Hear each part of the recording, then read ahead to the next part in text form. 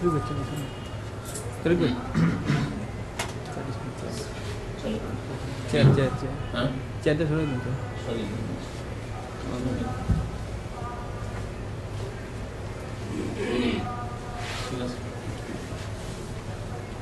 عليكم ورحمة الله وبركاته. إن الحمد لله نحمده ونستعينه ونستغفره ونعوذ بالله من شرور أنفسنا ومن سيئات أعمالنا. لا مضل له ويضلله فلا هادي له وأشهد أن لا إله إلا الله وحده لا شريك له وأشهد أن محمدا عبده ورسوله.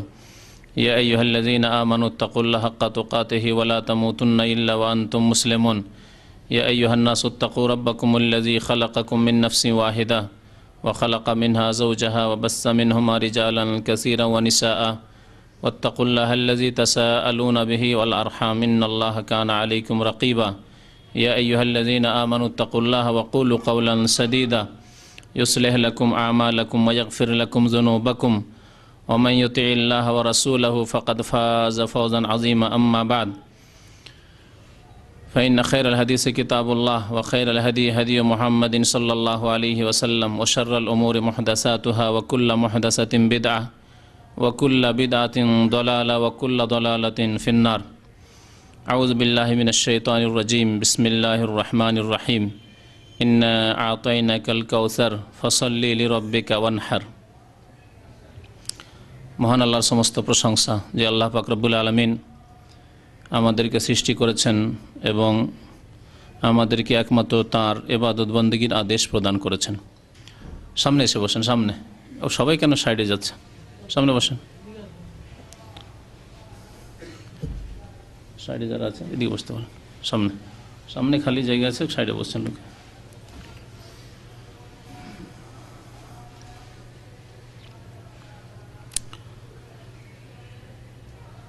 আল্লাহ পাক রব্বুল আলামিন যেসব ইবাদত বন্দেগী আমাদেরকে করার আদেশ প্রদান করেছেন তার একটি গুরুত্বপূর্ণ ইবাদত হচ্ছে কোরবানি করা। আল্লাহ পাক রব্বুল আলামিনের সন্তুষ্টির জন্য পশু জবাই করা এবং সেই পশুর গোশত নিজে খাওয়া, গরিব দরিদ্র মিসকিন অভাবীদেরকে আত্মীয় স্বজনদেরকে খাওয়ানো, এ হচ্ছে ইবাদত। কোরবানির ইবাদত হচ্ছে রক্ত প্রবাহিত করার ইবাদত, গৃহপালিত পশু জবাই করে আল্লাহর নামে এবং তারপরে সেই গোশত গরিব মিসকিনদের মাঝে বিতরণ করা, নিজেও আল্লাহ পাক রব্বুল আলামিন খাওয়া জায়েজ করেছেন মানুষের জন্য। এই কোরবানির বহু মাসলা মাসাইল রয়েছে এবং এই কোরবানি করতে গিয়ে অনেকেই ভুল করে থাকেন, সুন্নত বিরোধী কাজ করে থাকেন। সেই জন্য কোরবানি সম্পর্কে আজকে আপনাদের সামনে একটি আলোচনা পেশ করার চেষ্টা করব। আল্লাহ পাক যেন আমাদেরকে কোরআন সুন্নাহর কথা শোনার, বোঝার এবং আমল করার তৌফিক দান করেন। আল্লাহ পাক রব্বুল আলামিন এই কোরবানির আদেশ কোরআনে কারিমে দান করেছেন। সূরা আল কাউসারে আল্লাহ পাক ইরশাদ করেছেন 2 নম্বর আয়াতে, ফাসাল্লি লিরাব্বিকা ওয়ানহার। হে নবী, আপনি আপনার রবের জন্য কোরবানি করুন, নামাজ পড়ুন এবং কোরবানি করুন। ফাসাল্লি লিরাব্বিকা, আপনার রবের জন্য নামাজ কায়েম করুন, সালাত আদায় করুন এবং রবের জন্যই কোরবানি করুন। তো আল্লাহ পাক রব্বুল আলামিন এই আয়াতে যেমন রবের জন্য কোরবানি করতে বলেছেন তেমনই নামাজ পড়তে বলেছেন। যেমন নামাজ আদায় করতে হবে আল্লাহ পাকের জন্য, তেমনই কোরবানিও করতে হবে, জবাই করতে হবে আল্লাহ পাক রব্বুল আলামিনের নামে, আল্লাহ পাক রব্বুল আলামিনের সন্তুষ্টির উদ্দেশ্যে। এই হচ্ছে কোরবানি, যে কোরবানির আদেশ আল্লাহ পাক করেছেন। ওয়ানহার মানে কোরবানি করা। যদিও নাহার বলা হয় উটের কোরবানিকে, উট জবাই করাকে নাহার বলা হয়, উট জবাই করাকে নাহার বলা হয়। আর জবাই করা জাবাহা বলা হয় গরু, ছাগল, এসব জবাই করাকে জবাহ বলা হয়। আরবরা যেহেতু বেশিরভাগ উটের কুরবানি করতো বা উট জবাই করতো, সেই জন্য আল্লাহ পাক নাহারের কথা উল্লেখ করেছেন। নাহার বললে উট কুরবানি করাকে উদ্দেশ্য করা হয়েছে এবং অন্য অন্য পশুকেও জবাই করা উদ্দেশ্য করা হয়েছে। রবের জন্য নামাজ পড়ো এবং রবের জন্যই কোরবানি করো। আজকে মুসলিম সমাজে নামাজ তো আল্লাহ পাকের জন্যই পড়ে, কিন্তু অনেক মুসলিম রয়েছে যারা আল্লাহ ছাড়া অন্যের জন্য জবাই করে। জবাই করার সময় পশু জবাই করে আল্লাহ ছাড়া অন্যের নাম নিয়ে, অন্যের সন্তুষ্টির জন্য, অর্থাৎ মাজারে গিয়ে, ওরসের মেলায় গিয়ে জবাই করে, আর মনে করে যে এই জবাইয়ে আমার পীর বাবা খুশি হয়ে যাবে আর মনের কামনা বাসনা পূরণ হবে। এ হচ্ছে বড় শিরক। নবী করিম সাল্লাল্লাহু আলাইহি ওয়াসাল্লাম আলী রাদিয়াল্লাহু তাআলা আনহুকে 4টি কথা শিখিয়েছিলেন একটি হাদিসে। তার একটি ছিল লান আল্লাহ মান যাবাহা লিগাইরিল্লাহ, আল্লাহ পাকের অভিশাপ রয়েছে ওই ব্যক্তির ওপর যেই ব্যক্তি আল্লাহ ছাড়া অন্যের জন্য জবাই করলো। সে আল্লাহ ছাড়া অন্যের নাম উচ্চারণ করে হোক, অথবা হয়তো আল্লাহর নাম নিয়েই জবাই করলো বিসমিল্লাহ আল্লাহু আকবার বলে, কিন্তু জবাইয়ের উদ্দেশ্য আল্লাহ পাক ছাড়া অন্যের সন্তুষ্টি, পীর বাবাকে সন্তুষ্ট করা, তার কাছ থেকে কিছু পাওয়ার আশা রাখা, এর ওপর আল্লাহ পাক লানত করেছেন। অথবা অনেকেই পশু ছেড়ে দেয় আল্লাহ ছাড়া অন্যের নামে। হিন্দুরা তাদের দেবী দেবতার নামে পশু ছাড়ে, ষাঁড় ছাড়ে, পাঁঠা ছাড়ে, আর মুসলিমরা অনেকে খাসি গরু ছাড়ে পীরের নামে, মাজারের নামে। এদের ওপর আল্লাহ পাকের লানত অভিসম্পাত রয়েছে। নবী করিম সাল্লাল্লাহু আলাইহি ওয়াসাল্লাম ইরশাদ করেছেন, সহিহ মুসলিমের হাদিস। তো রবের জন্য নামাজ পড়তে হবে, রবের জন্যই কুরবানি করতে হবে, এই হচ্ছে আল্লাহ পাকের আদেশ। এই কুরবানি এমন একটি গুরুত্বপূর্ণ ইবাদত যে আল্লাহ পাক প্রত্যেক উম্মত, প্রত্যেকটি জাতিতে এই কুরবানির বিধান দিয়েছিলেন। সূরা হজে আল্লাহ পাক ইরশাদ করেছেন, সূরা হজে কুরবানির বেশ কিছু মাসলা মাসাইল আল্লাহ পাক উল্লেখ করেছেন। আয়াত নম্বর 34 আল্লাহ পাক ইরশাদ করেছেন, ওয়ালিকুল্লি উম্মাতিন জাআলনা মানসাকান, আমি প্রত্যেক জাতি, প্রত্যেক সম্প্রদায়ে কুরবানির বিধান দান করেছি। তাহলে এই কুরবানি, এই পশু জবাইয়ের মাধ্যমে আল্লাহ পাকের সন্তুষ্টি অর্জন করা এবং পশু জবাই করে তার গোশত নিজে খাওয়া, গরিব মিসকিনকে দান করা, এই বিধান শুধু এই মুসলিম উম্মায় নেই, বরং আগের উম্মতেও আল্লাহ পাক দিয়েছেন। ওয়ালিকুল্লি উম্মাহ, প্রত্যেক জাতিতে জাআলনা মানসাকান, আমি কুরবানির বিধান চালু করেছি। লিয়াজকুরু ইসমাল্লাহ, উদ্দেশ্য হচ্ছে যাতে করে তারা আল্লাহ পাকের নামের জিকির করে, আল্লাহ পাকের নামকে স্মরণ করে, আল্লাহ পাকের নাম উল্লেখ করে। আলা মা রাযাকাহুম মিন বাহিমাতিল আনাম, তাদেরকে যে চতুষ্পদ জন্তু দিয়েছি, গৃহপালিত পশু দিয়েছি, সেই গৃহপালিত পশুর ওপর যা আমি তাদেরকে দান করেছি, আল্লাহ পাকের নাম তারা স্মরণ করে। অর্থাৎ জবাইয়ের সময় বলে বিসমিল্লাহ আল্লাহু আকবার, এবং এই জবাইয়ের উদ্দেশ্য তাদের হবে আল্লাহ পাকের সন্তুষ্টি। এই কুরবানির ইতিহাস অত্যন্ত প্রাচীন ইতিহাস। যেই দিন থেকে পৃথিবীতে মানুষ এসেছে সেই দিন থেকে আল্লাহ পাক কুরবানির এই বিধান রেখেছেন। এই কথা জানা যায় আদম আলাইহিস সালামের 2 ছেলের ঘটনা থেকে, যা আল্লাহ কোরআনে কারিমে উল্লেখ করেছেন। সূরা মায়েদার আয়াত নম্বর 27 আল্লাহ পাক উল্লেখ করেছেন, ওয়াতুলু আলাইহিম নাবা ইবনাই আদম বিল হক, হে নবী মুহাম্মদ সাল্লাল্লাহু আলাইহি ওয়াসাল্লাম, তাদের সামনে আহলে কিতাবদের কথা উল্লেখ করা হয়েছে তার আগে, অর্থাৎ ইহুদি খ্রিস্টানদের কথা উল্লেখ করা হয়েছে, আর বলা হয়েছে তাদেরকে শুনিয়ে দাও। ওয়াতুলু আলাইহিম, তাদেরকে পড়ে শুনিয়ে দাও, নাবা ইবনাই আদম, আদম আলাইহিস সালামের 2 সন্তানের ঘটনা সম্পর্কে। আদম আলাইহিস সালামের 2 সন্তানের ঘটনা তাদেরকে পড়ে শুনিয়ে দাও, বিল হক, যে ঘটনা সত্য ঘটনা। আল্লাহ পাক যে ঘটনা বর্ণনা করেছেন কোরআনুল কারীমে তা হচ্ছে সত্য। ইজ কাররাবা কুরবানান, যখন তারা 2 জনে কুরবানি করেছিলেন। আল্লাহ পাক বলছেন ইজ কাররাবা কুরবানান, যখন তারা কোরবানি করেছিলেন। কোরবানি আমাদের বাংলা উর্দু ভাষায় কোরবানি বলা হয়, যদিও আরবি ভাষায় এর নাম হচ্ছে উযহিয়া।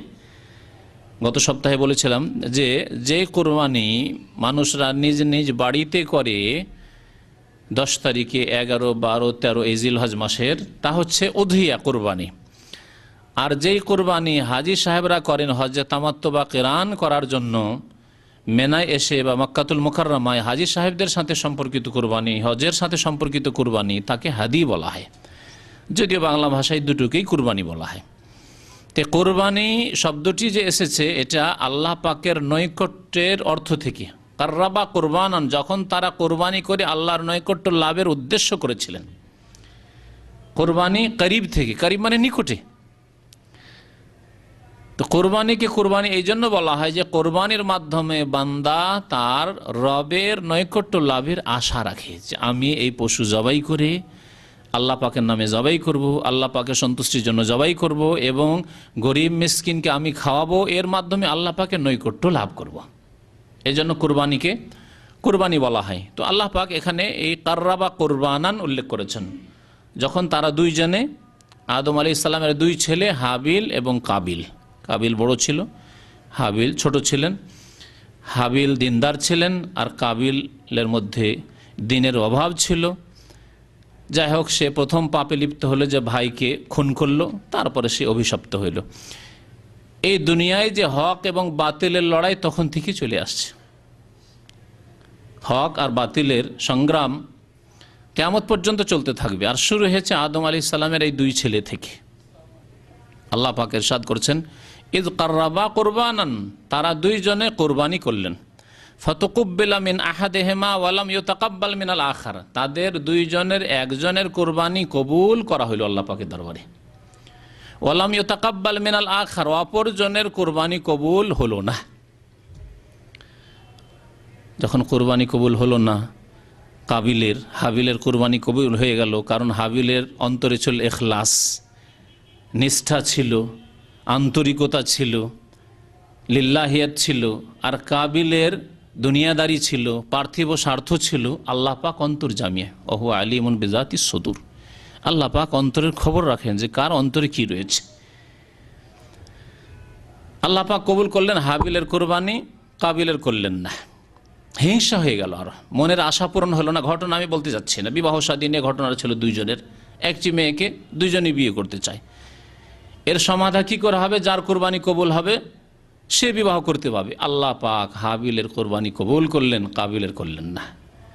ফেল হয়ে গেল মনের আশা, পার্থিব স্বার্থ পুরা হইল না, যে স্বার্থ পুরো করার জন্য সে কোরবানি করেছিল, আল্লাহ কবুল করলেন না।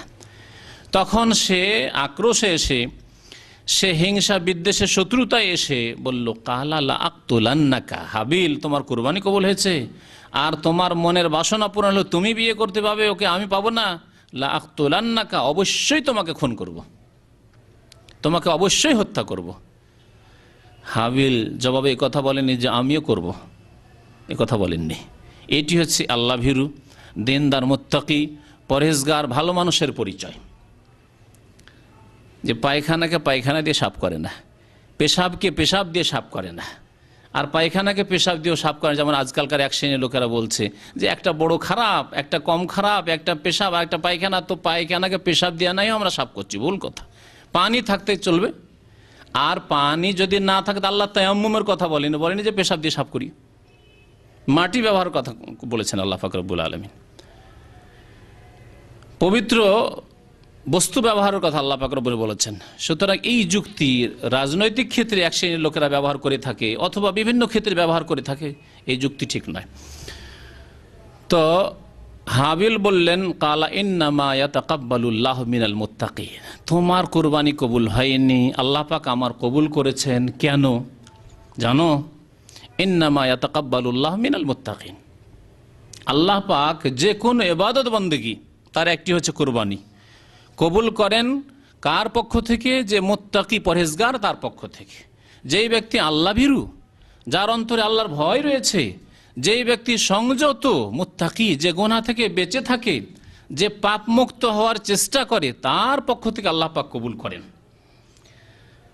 তাহলে অন্তরে যদি তাকওয়া না থাকে, মন যদি পাপ থেকে বেঁচে থাকতে না চায়, মানুষ যদি সংযত জীবনযাপন না করার চেষ্টা করে, তাহলে আল্লাহ পাক ইবাদত বন্দেগী কবুল করবেন না। ইন্নামা ইয়াতাকাব্বালুল্লাহু মিনাল মুত্তাকিন। আর যেই ব্যক্তি সংযত, যেই ব্যক্তি পরহেজগার, যেই ব্যক্তি পাপ মুক্ত হওয়ার চেষ্টা করে, যেই ব্যক্তি হারাম থেকে বেঁচে থাকার চেষ্টা করে, সেই ব্যক্তি জেনে শুনে ভুল করবে না, ইচ্ছে করে যখন তখন ভুল করবে না। এই জন্য আল্লাহ পাক তার অন্তরে অসৎ নিয়ত থাকবে না, সৎ নিয়ত থাকবে।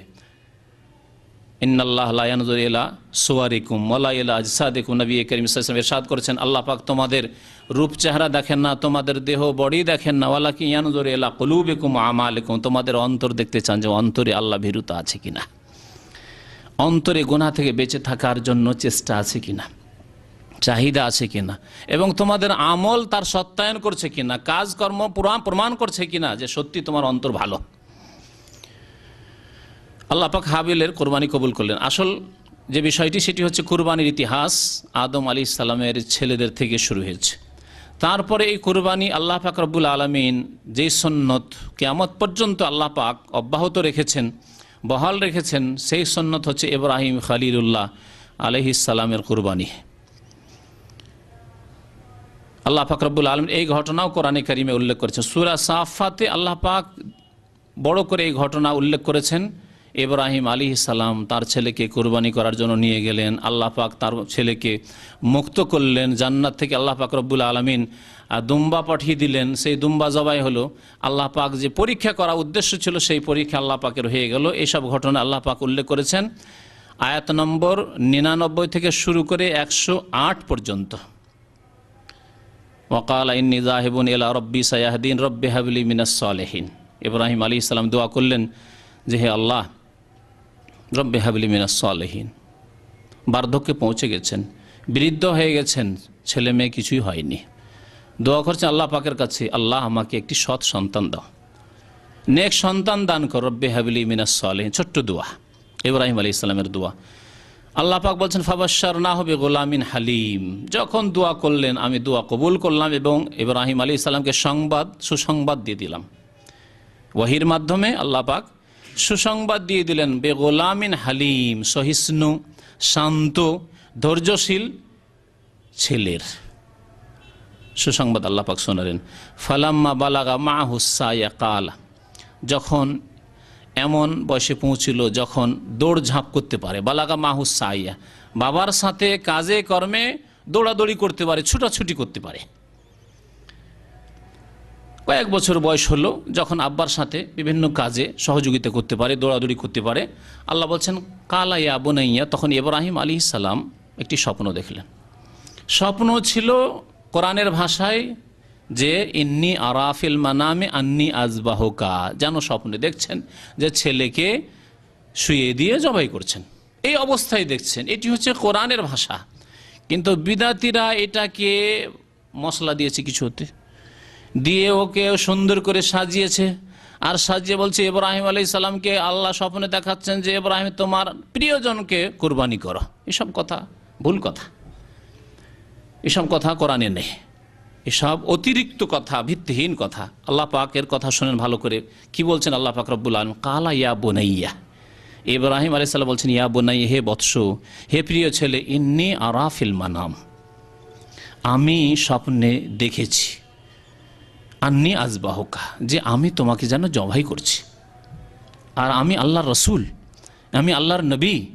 নবীকে শয়তানে স্বপ্ন দেখাতে পারে না, নবীর কাছে শয়তান আসতে পারে না স্বপ্নে। সুতরাং আমার এই স্বপ্ন হচ্ছে ওয়াহি, রুয়াল আম্বিয়া ওয়াহিউন, আম্বিয়াগণের, নবী রসুলগণের স্বপ্ন হচ্ছে ওয়াহি। ওহির বিভিন্ন প্রকরণ ছিল, অনেক রূপ ছিল, বিভিন্নভাবে ওহি আসতো। নবী করিম সাল্লাল্লাহু আলাইহি সাল্লামের কাছে অনেক সময় স্বপ্ন যোগে ওহি আসতো, অনেক সময় মানুষের রূপ ধরে ফেরেশতা জিবরাইল আলাইহিস সালাম আসতেন, অনেক সময় কোনো কেউ নেই, এমনিতে একটি আওয়াজ যেন হচ্ছে, ঝনকারের একটা আওয়াজ হচ্ছে, আর তারপরে ওহি হয়ে গেল। বিভিন্ন রকমভাবে নবী করিম সাল্লাল্লাহু আলাইহি সাল্লামের কাছে ওহি আসতো।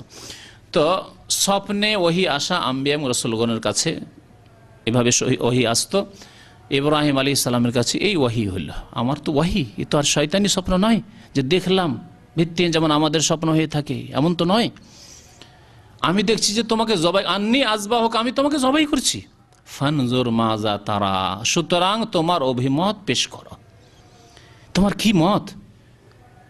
এ তো আল্লাহর আদেশ, কিন্তু তোমার মত কি? পরীক্ষা করছেন ছেলেকে, দেখি ছেলে কতদূর কি বলে। 5 বছর 6 বছরের ছেলে, 7 বছরের ছেলে। কাল ইসমাইল আলাইহিস সালাম বলছেন ছেলে, ইয়া আবাতে, হে আব্বা, ইফআল মা তুমার, আপনাকে যা আদেশ করা হয়েছে সেই কাজ আপনি করে ফেলুন। ইফআল মা তুমার, আপনি বাস্তবায়ন করে ফেলুন যার আপনি আদিষ্ট হয়েছেন। সাতাজেদুনি ইনশাআল্লাহ মিনাস সাবিরিন, অবশ্যই আপনি আমাকে ধৈর্যশীলদের একজন পাবেন। আমি ধৈর্য ধরব, আপনি আপনার কাজ করে যান, আল্লাহর আদেশ হয়েছে। যেমন বাবা তেমন ছেলে। আল্লাহু আকবার। পরীক্ষায় দুইজনই পাস। ইফআল মা তুমার সাতাজেদুনি ইনশাআল্লাহ মিনাস সাবিরিন। ফালাম্মা আসলামা, দুইজনে যখন একমত হয়ে গেলেন, ওয়াতাল্লাহুল জবিন, এবং ফেলে দিলেন, শুইয়ে দিলেন ইসমাইল আলী সালামকে, ইব্রাহিম আলী সালাম। ওয়ানাদাইনাহু আইয়া ইব্রাহিম, আল্লাহ বলছেন যে পরীক্ষা আমার হয়ে গেছে, অস্ত্র ধরে নিয়েছে আর ছেলেকে শুইয়ে দিয়েছে, এখন জবাই করবে। তারপরে যে বাড়তি কথাগুলি রয়েছে কিস্সা কাহিনীতে, যে বারবার করে জবাই করছে এবং অস্ত্র চালাচ্ছে, কিন্তু অস্ত্র একবারে কাজ করছে না, যত শক্তি লাগাচ্ছেন কোনো কাজ হচ্ছে না, এগুলি সব বাড়তি কথা কোরআনে কারীম আল্লাহ পাক বলেননি। আল্লাহ পাক কি বলছেন? দুইজনে যখন একমত হয়ে গেলেন এবং শুইয়ে দিলেন, আল্লাহ পাক সাথে সাথে ডাক দিয়েছেন, ওয়ানাদাইনাহু আইয়া ইব্রাহিম, আমি আল্লাহ ডাক দিলাম, হে ইব্রাহিম, হে ইব্রাহিম, কাদ সাদ্দাকতার রুইয়া, তোমার স্বপ্নকে তুমি সত্য করে তুলেছো। অর্থাৎ তুমি যা স্বপ্নে দেখেছো তা বাস্তবে তুমি পালন করে ফেলেছো, হয়ে গেছে, কাজ হয়ে গেছে, তোমার পরীক্ষা হয়ে গেছে। কাদ সাদ্দাকতার রুইয়া ইন্না কাযালিকা নাজিজিল মুহসিনিন, এইভাবে আমি, অনুরূপভাবে আমি সৎকর্মশীলদেরকে উত্তম প্রতিদান দিয়ে থাকি। ইন্না হাযা লাহুয়াল বালাউল মুবিন, আল্লাহ পাক বলছেন এটি হচ্ছে সুস্পষ্ট আল্লাহর পক্ষ থেকে পরীক্ষা, যেমন তেমন পরীক্ষা নয়। ছেলেকে জবাই করা, আজকালকার জামানায় যদি বলা হয় যে কুরবানি জবাই করবে, কিন্তু একটু খেতে পাবে না। যারা মৃত্যুর নামে কুরবানি জবাই করে, এই মৃত্যুর নামে কুরবানি করা সম্পর্কে ওলামাদের ইখতিলাফ রয়েছে। কিছু আলেমরা বলছেন যে না, এই জবাই করাই বিদআত, কুরবানি করা মৃত্যুর নামে।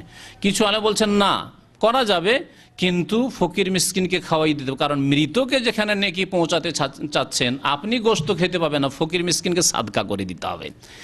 এই মাসলা যখন বলা হয়, তখন মৃত্যুর নামে কুরবানি করার কথা পিছটান হয়ে যায়, পিছন দিকে টান দেয়, তাহলে জবাই করবো না মৃত্যুর নামে, আমাদের নামে করবো যাতে খেতে পাই। এই জামানার মানুষ আমরা, আমাদের ইখলাস কত দূরে গিয়ে পৌঁছেছে, ইখলাসের কত অভাব আমাদের। তো আল্লাহ পাক বলছেন যে এটি হচ্ছে সুস্পষ্ট পরীক্ষা। ইন্না হাযা লাহুয়াল বালাউল মুবিন ওয়া ফাদাইনাহু বিযিবহিন আযীম, এবং আমি মুক্ত করলাম ইসমাইল আলাইহিস সালামকে মহান একটি কুরবানি দ্বারা। বিযিবহিন আযীম, মহান কুরবানি দ্বারা। আল্লাহ পাক জান্নাত থেকে পাঠিয়ে দুম্বা পাঠিয়ে দিয়ে দুম্বা জবাই হয়ে গেল। আল্লাহ পাক ইসমাইল আলাইহিস সালামকে বাঁচিয়ে নিলেন। তোমার কাজ হয়ে গেছে, এখন তোমার এই জবাই, তুমি দুম্বা জবাই করো, তোমার পরীক্ষা হয়ে গেছে। ওয়া তারাকনা আলাইহি ফিল আখিরিন, এই কথাটি এখানে উল্লেখ করা জরুরি যে আল্লাহ পাক বলছেন যে এই কুরবানি, আমি কুরবানির আদর্শ অন্যদের মাঝে আমি অব্যাহত রাখলাম। ওয়া তারাকনা আলাইহি ফিল আখিরিন, ইব্রাহিম আলাইহিস সালামের কুরবানি আজকে থেকে দীর্ঘ 5000-এর বেশি বছর হয়ে যাচ্ছে। 5000 বছর আগে ইব্রাহিম আলাইহিস সালাম তার প্রিয় ছেলেকে নিয়ে মিনার মাঠে কুরবানি করেছেন। সেই কুরবানিকে কিয়ামত পর্যন্ত আল্লাহ রেখেছেন। ওয়া তারাকনা আলাইহি ফিল আখিরিন সালামুন আলা ইব্রাহিম, শান্তির ধারা বর্ষিত হোক ইব্রাহিম আলাইহিস সালামের উপর। তো এই ছিল ঘটনা। সূরা সাফফাতের আল্লাহ পাক উল্লেখ করেছেন এই কুরবানির ইতিহাস। এই কুরবানি হচ্ছে ইব্রাহিম আলাইহিস সালামের সুন্নত। ইব্রাহিম আলাইহিস সালামের সুন্নতের সাথে সাথে রাসূলুল্লাহ সাল্লাল্লাহু আলাইহি ওয়াসাল্লাম এই সুন্নতকে বাস্তবায়ন করেছেন এবং উম্মতকে এই শরীয়তের কুরবানির বিধান দিয়েছেন। সুতরাং আমাদের জন্য এই কুরবানির হুকুম হচ্ছে কুরবানি সুন্নতে মুআক্কাদা। কুরবানি হচ্ছে সুন্নতে মুআক্কাদা। এই কুরবানির হুকুম সম্পর্কে দুই একটি হাদিস শোনাই।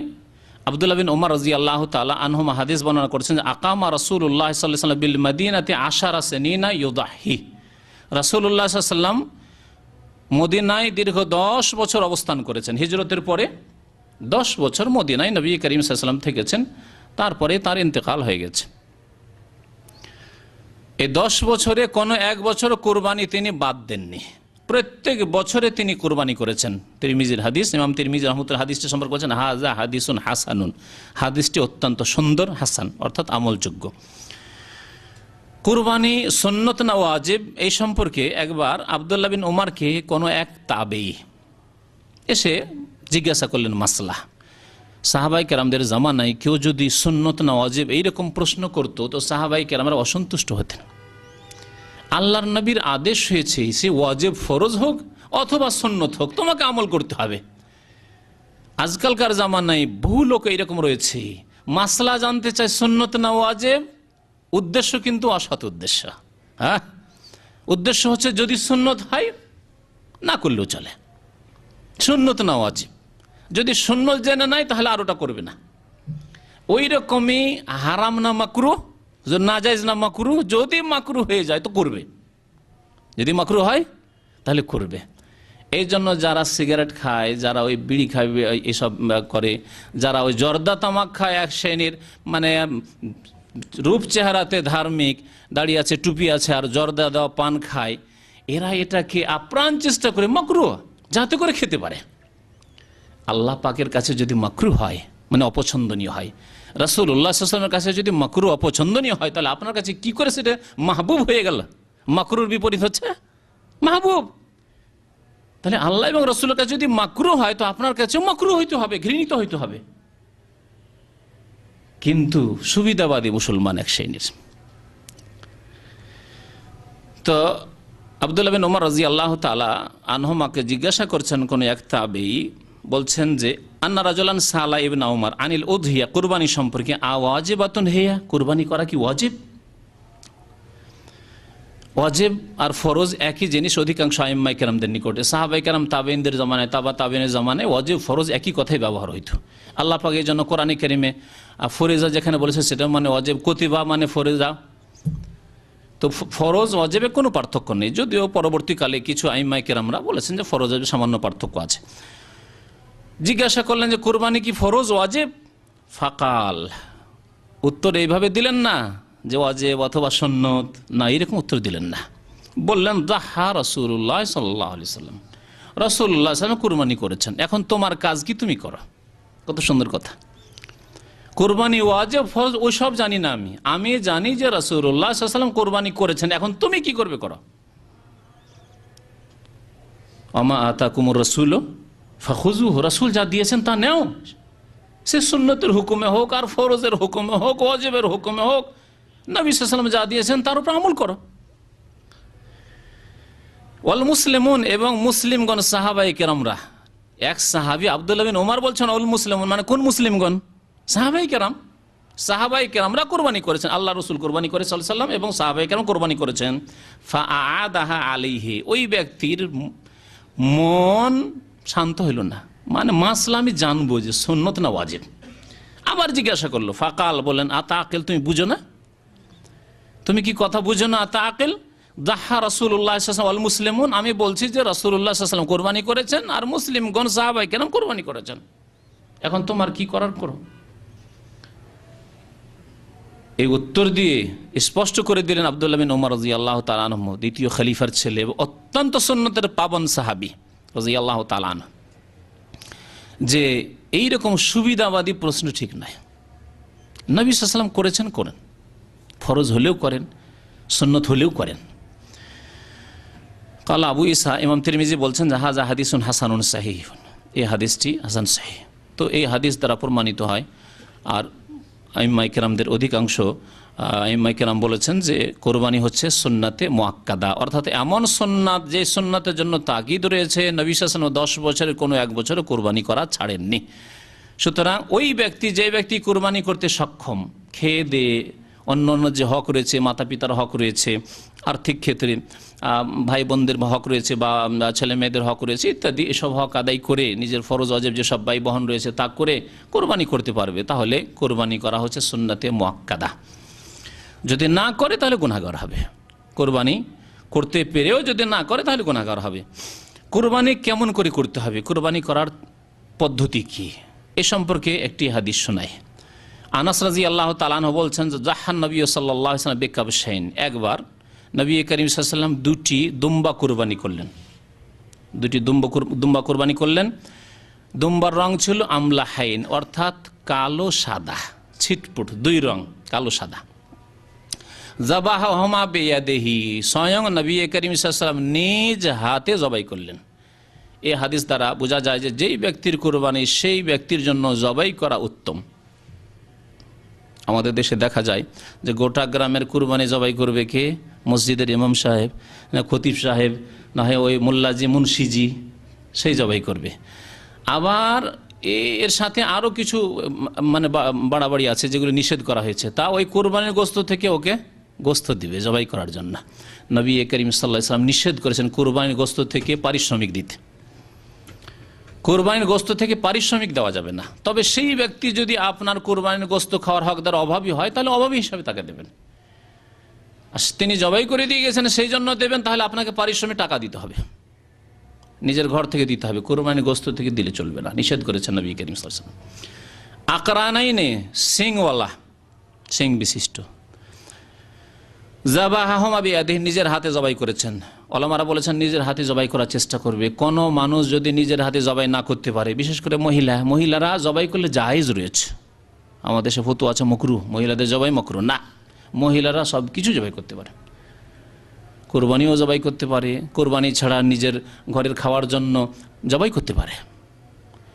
যদি জবাই করার মতো যোগ্যতা থাকে তাহলে জবাই করতে পারে, আর যদি জবাই না করে তাহলে দাঁড়িয়ে দেখবে, এটি হচ্ছে সুন্নাত। নিজের কুরবানি যখন জবাই হবে তখন দাঁড়িয়ে দেখবে, পর্দার সাথে দেখবে। ওয়াসাম্মা, এবং নবী করিম সাল্লাল্লাহু আলাইহি ওয়াসাল্লাম বিসমিল্লাহ বললেন, ওয়াকাব্বারা, এবং তার সাথে তাকবীর বললেন। জবাই করার ক্ষেত্রে মনে রাখবেন যে বিসমিল্লাহ বলা ফরজ, আল্লাহর নাম না নিলে, বিসমিল্লাহ বলে জবাই না করলে হালাল হবে না। বিসমিল্লাহ বলা ফরজ, এবং তার সাথে আল্লাহু আকবার বলা হচ্ছে সুন্নত, বিসমিল্লাহে আল্লাহু আকবার। তারপরে সুন্নতি দুয়া, আল্লাহুম্মা তাকাব্বাল হাযা মিন্নি, আল্লাহ আমার পক্ষ থেকে কবুল করো, আমার ছেলে মেয়েদের পক্ষ থেকে কবুল করো, ওয়ান আহলে বাইতি, আমার পরিবারের পক্ষ থেকে কবুল করো। সেগুলি আরবি ভাষায় বললেও হয়, নিজের ভাষায় বললেও চলে। ওয়াদা রিজলাহু আলা সিফাহিহিমা, এবং পাটা রাখলেন তার সেই পশুর ঘাড়ের ওপর, যাতে করে মাথাটা উঠিয়ে দাঁড়িয়ে না যায় বা জবাই করতে গিয়ে কোনো রকমের অসুবিধা না হয়, সেজন্য পা রেখেছেন। তাহলে কোরবানির পশুর ঘাড়ের উপরে পা রেখে জবাই করা নবী করিম সাল্লাল্লাহু আলাইহি ওয়াসাল্লামের সুন্নত, এভাবে জবাই করেছেন। মুত্তাফাকুন আলাইহি, বুখারী মুসলিম শরীফের হাদিস। জবাই করার সময় কি? কুরবানি জবাই করার সময়, কুরবানি জবাই করার সময় শুরু হয় ঈদের নামাজের পর থেকে। ঈদের নামাজ শেষ হলে কুরবানি জবাই করে, তার আগে জবাই করবে না। সে শহরের মানুষ হোক অথবা গ্রামের মানুষ হোক, শুনে রাখুন ভালো করে, শহরের মানুষ হোক অথবা গ্রামের মানুষ হোক, প্রত্যেকের জন্য এই বিধান যে ঈদের নামাজের পর থেকে জবাই করা শুরু হবে আর শেষ হবে আইয়ামে তাশরিকের শেষ দিন 11, 12, 13 তারিখ হচ্ছে আইয়ামে তাশরিকের শেষ দিন। আইয়ামে তাশরিকের শেষ দিনের সন্ধ্যা পর্যন্ত, তাহলে 13 তারিখের মাগরিব পর্যন্ত জবাই করতে পারে। যদিও সবচাইতে উত্তম হচ্ছে 10 তারিখেই কুরবানি করা। এর দলিল হচ্ছে নবী করিম সাল্লাল্লাহু আলাইহি ওয়াসাল্লাম বিদায় হজে 100টি উট কুরবানি করেছিলেন, 100টি উট কুরবানি করেছিলেন। আর 100 উটকে ভাগ করে কুরবানি করেননি যে আজকে 20, 30টা 40টা করি, 11, 12, 13 তারিখে বাকিটা করবো, এমন করেননি। 100টি উটের প্রায় 64টির মতো নিজে স্বয়ং নিজ হাতে জবাই করেছিলেন। তারপরে আলী রাদিয়াল্লাহু তাআলা আনহুকে দায়িত্ব দিলেন যে বাকি যে আছে ওই উটগুলি, সেগুলিকে তুমি জবাই করো। একই দিনে 100টি উট নবী করিম সাল্লাল্লাহু আলাইহি ওয়াসাল্লাম জবাই করেছেন। এখান থেকে আরও একটি শিক্ষার বিষয় রয়েছে যে আজকে একটি কুরবানি করতে গিয়ে, অথচ আপনি চিন্তা করুন, আপনি যতই অভাবী হন, আপনি হজ করতে যেতে পারছেন 3-4 হাজার রিয়াল নিয়ে, তার মানে আপনি নবী সাল্লাল্লাহু আলাইহি ওয়াসাল্লাম চাইতে অনেক সচ্ছল। নবী সাল্লাল্লাহু আলাইহি ওয়াসাল্লামের বাড়িতে অনেক সময় মাসের পর মাস চুলা জ্বলতো না, তিনি 100 উট জবাই করছেন। আর আজকে আমাদের অনেকেই কুরবানি করবে না, সেই জন্য কি করে? কত রকমের বাহানা করে। কুরবানি করতে পারবে অথচ কুরবানি করবে না, সেই জন্য হয়তো রোজা রাখে, অথবা হজে ইফরাদ করব। কুরবানি থেকে বাঁচার জন্য মেলা উপায় খুঁজে, অথবা কুরবানি কোথায় সস্তা সুবিধা পাওয়া যাবে। কুরবানি তো ব্যাংকে জমা করলে অথবা নিজে জবাই করলে 400-র কমে হবে না, তো একটা লোক এসে বলছে যে 150-200 টাকা তোমার কুরবানি করবো, অথবা 250 টাকায় কুরবানি করে দেবো। ও লোকের বিশ্বাস, আল্লাহ পাক জানে ওর উপর আস্থা যে কেমন করে করলো। যদি আপনি ঠিক ব্যক্তিগত জানেন তার পরেজগারি, তার দিনদারি, তার আল্লাহ ভীরুতা, যে সে খেয়ানত করবে না, তাহলে দেন। কিন্তু আপনি মেনার আপনার তাম্বুগুলিতে আছেন, আর কেউ এসে বললো যে কোরবানি কেউ করতে চাইলে আমি কোরবানি তোমাদের করে দেবো, কত 250 টাকা। হ্যাঁ, সস্তায় 400 টাকা কে দিবে, না 200-250 টাকা সেরে দাও। বিশ্বস্ত ব্যক্তি হলে দেন, কিন্তু এমনি যাকে তাকে কুরবানি করার দায়িত্ব দিয়ে দিবেন, আর যদি কুরবানি না হয় তাহলে আপনি এখানে অবহেলা করলেন, এখানে আপনাকেও জবাবদেহি করতে হতে পারে। নবী করিম সাল্লাল্লাহু আলাইহি ওয়াসাল্লাম 100টি উট কুরবানি করেছেন বিদায় হজ্জে। তো কুরবানি জবাই করার সময় শুরু হবে ঈদের নামাজের পর থেকে, আর শেষ হচ্ছে আইয়ামে তাশরিকের শেষ দিন 13 তারিখে। এই ঈদের নামাজের পর থেকে শুরু হবে, এই কথাটা এই জন্যই বলছি যে হানাফি মজহাবের কিতাবে হেদায়াতে বেকায়াতে একটি ফতোয়া আছে, ভিত্তিহীন ফতোয়া, ভালো করে শুনে রাখেন। সেই ফতোয়া হচ্ছে যে তাদের প্রথম ফতোয়া হচ্ছে যে ঈদ আর জুমা গ্রামের লোকের নেই। এক ফতোয়া, গ্রামের লোকের ঈদ আর জুমা নেই। তাহলে ঈদ আর জুমা কার আছে? যারা শহরের লোক। কেমন শহর? ছোটখাটো শহর হইলে হবে না, এমন শহর হইতে হবে যেখানে ইসলামিক আদালত আছে, ইসলামিক কাজী আছে, আর ইসলাম দ্বারা ফয়সালা হচ্ছে। এগুলি তাদের কিতাবের সংজ্ঞা। যদি তাই হয় তাহলে সারা বিশ্বে সৌদি আরব ছাড়া মনে হয় পাওয়াই মুশকিল কোথাও এরকম শহর। ইসলামী আইনের বাস্তবায়ন হয় না, ইসলামিক আদালতও নাই, পশ্চিমা আদালত, পশ্চিমা সিস্টেমে বিচার হচ্ছে মানবরচিত বিধান দিয়ে, তাহলে তো কোনো শহরই নাই এরকম। তারপরে ধরে নিলাম শহর আছে, বড় শহর হইতে হবে, মিসরিন জামেইন হইতে হবে, বড় শহর হইতে হবে। তাহলে গ্রামের লোকেরা, ছোট ছোট যারা উপজেলায় থাকছে অথবা গ্রামে থাকছে, বাংলাদেশ ভারতের অধিকাংশ মানুষ বসবাস করে গ্রাম অঞ্চলে, তাদের জুমাও নেই, ঈদ নেই হানাফি মজহাবে। যখন জুমাও নেই, ঈদও নেই, তাহলে ঈদ থাকলে না বলবো তাকে, তাদের যুক্তিটা শোনেন, ঈদ থাকলে না বলবো যে ঈদের পর তুমি কুরবানি করো। তাহলে ঈদই যখন নাই, তাহলে ঈদের পরের প্রশ্নই উঠে না। তাহলে কি করবে, কখন থেকে শুরু করবে গ্রামের লোক? বলছে গ্রামের লোক ফজর নামাজ পড়ে জবাই করে খেতে পারে কোরবানি গোস্ত, এক ফতোয়া। দ্বিতীয় একটা হিল্লার ফতোয়া, তাদের মজহাবে একটা হিল্লার খুব ফতোয়া আছে, মানে বাহানা করে বাঁকা পথ দিয়ে, চোরা পথ দিয়ে কোনো ফতোয়া, হালকা ফতোয়া খোঁজা। তা হচ্ছে ঢাকা শহরের লোক, ঢাকা সিটি অথবা চিটাগাং, রাজশাহী, বড় শহর, এগুলো খুলনা, বড় শহরের লোক, শহরের লোক যদি কুরবানির গোস্ত ভরে ভরে ঈদের আগে খেতে চায়, তাহলে তাদের একটা হিলা আছে, বলছো হিলাতুল মিসরি।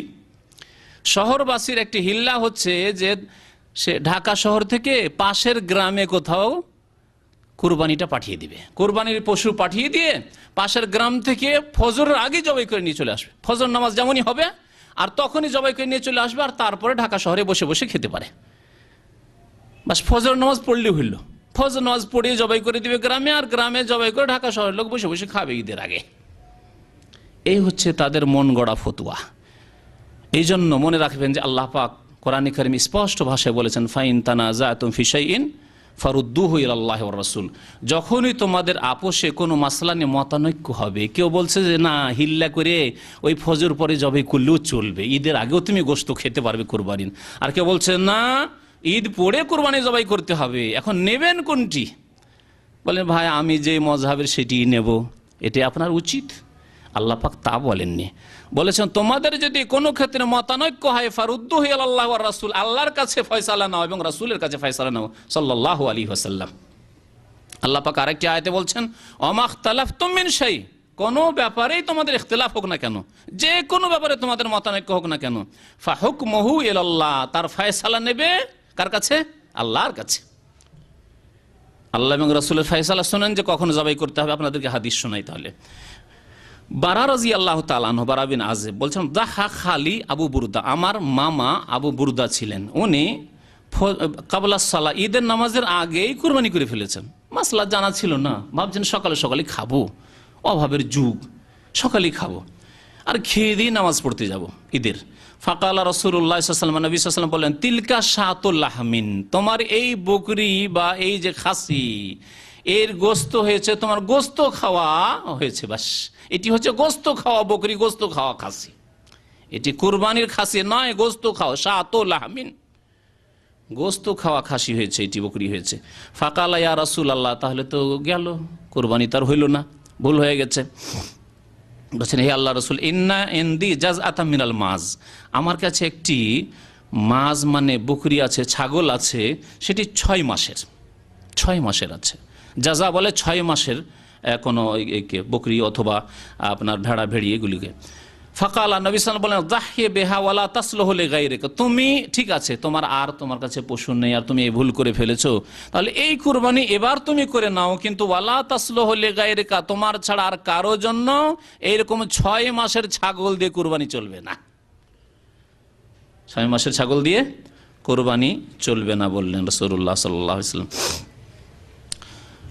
সুম্মা কাল, তারপরে হাদিস শুনে বলেন মান দাহা কাবলা সালাতে, যেই ব্যক্তি ঈদের নামাজের আগেই কুরবানি জবাই করে ফেললো, মান যেই ব্যক্তি, গ্রামের লোক হোক বা শহরের লোক হোক, ইসলামিক দেশের লোক হোক আর মানুরচিত বিধান দিয়ে দেশ শাসন হচ্ছে সেই দেশের লোক হোক, যেখানকারই লোক হোক না কেন, মান দাহা কাবলা সালাতে, কেউ যদি ঈদের আগে জবাই করে ফাইন্নামা যাবাহা লিনাফসি, সে নিজের জন্য জবাই করলো, গোশত খাওয়ার জন্য জবাই করলো।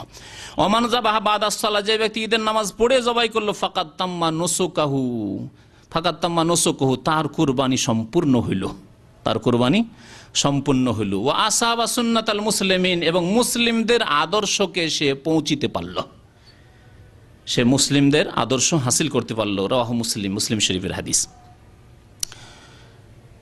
শেষ সময় বলিদের তো শুরুর সময় হয়ে গেল, ঈদের নামাজের পরই হইতে হবে, আগে হিল্লা করে জবাই করলেও চলবে না আর গ্রামের লোক ফজর পরে জবাই করে খেলেও চলবে না, এই ফতোয়া ভিত্তিহীন।